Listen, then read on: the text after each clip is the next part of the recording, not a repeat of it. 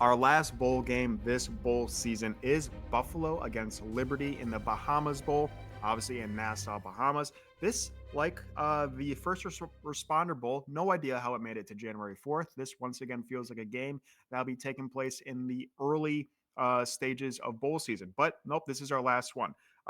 We have Buffalo, who is a 3-point favorite. Over under of this game is 50 and a half. Liberty did open as a 2-point favorite. Line has since moved 5 points in favor of Buffalo, with news of Liberty quarterback opting out, running back opting out, 3 offensive linemen opting out, D linemen, and linebacker. So Liberty was drastically affected by the transfer portal and the opt outs. And Buffalo, I'm looking at, is just without a wide receiver. So yes, I do get a little worried betting a team that, started as a 2-point dog, now is a 3-point favorite just because of a couple of opt-outs. Obviously, a quarterback, a running back, 3 offensive linemen is a huge blow to Liberty. But I usually am cautious taking Buffalo in this situation. So I'm going to take an equally as ugly bet as opposed to betting Liberty. I'm going to take the over of this game at 50 and a half. Buffalo, they had a pretty successful MAC season. MAC has also done pretty well in this bowl season as well. But Buffalo puts up some points in some games. They have the ability, I should phrase it this way, they have the ability to put up some big numbers. There are also some games where they score very few, but Liberty, I think, defense is down a little bit this year. And then I think their offense is still going to find some success, even without all these starters playing.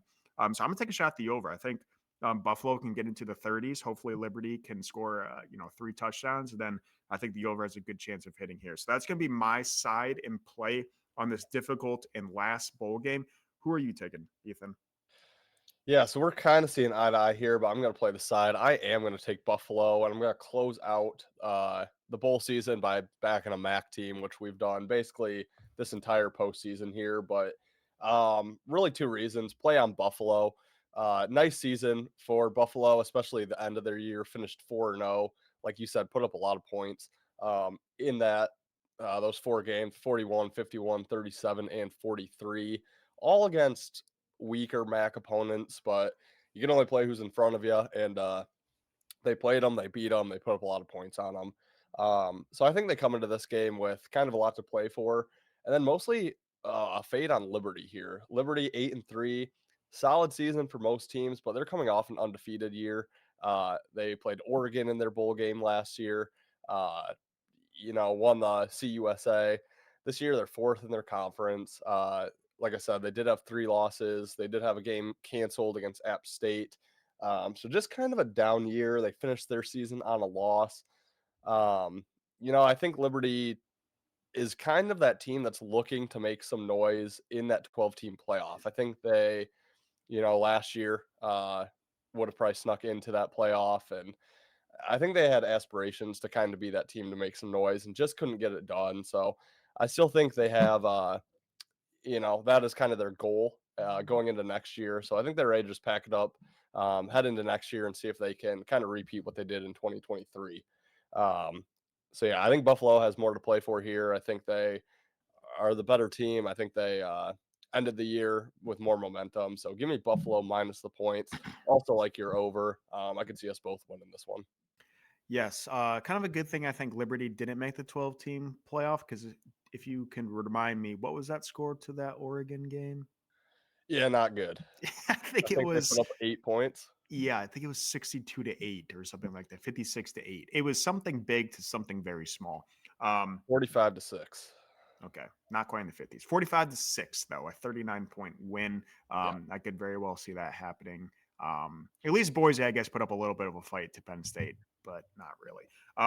But like I said, guys, we cover every single bowl game. We just finished every single bowl game. So hats off to us. Hats off to you guys for listening and subscribing and liking and commenting. We really appreciate it this entire bowl season. Like I said, 3 more college football games of the 2024-2025 season, all big playoff games, 2 semi games, and then obviously the national championship. So stay tuned for our page for 3 more episodes. These get more in depth, more information, more facts, and honestly a little less guessing. So make sure you do stay tuned for those, as well as other sports that we cover here on Better in Green.